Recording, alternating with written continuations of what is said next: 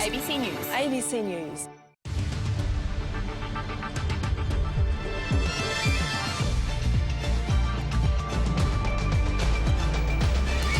Bushfire zone experts pinpoint Eltham as a disaster waiting to happen. The worst case scenario is that thousands of lives are lost because of the gridlock situation.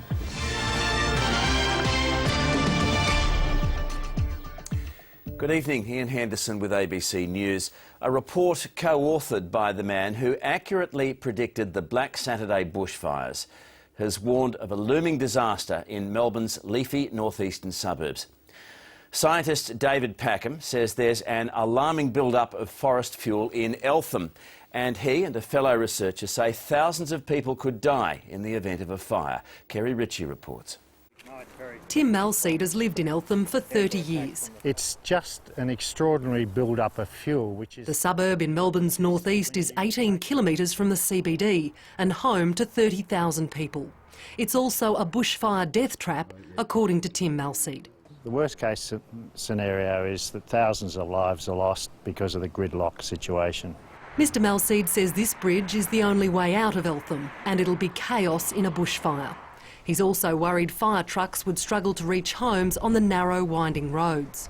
Mr Malseed has co-authored a report with David Packham, a scientist for 30 years who accurately predicted the Black Saturday fires. The men say government-owned land in Eltham is covered in forest fuel.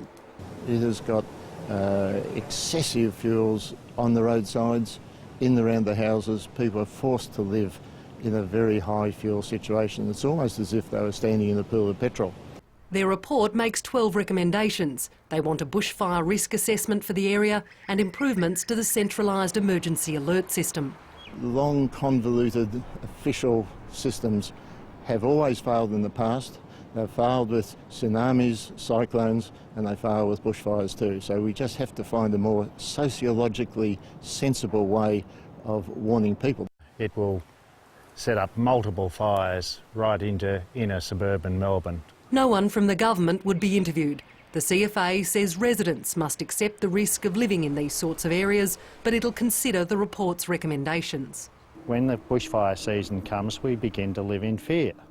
And I don't want that fear anymore. I'm sick of it. It is so easy to fix. But as this house in Eltham shows, not everyone shares the same fears. Kerry Ritchie, ABC News.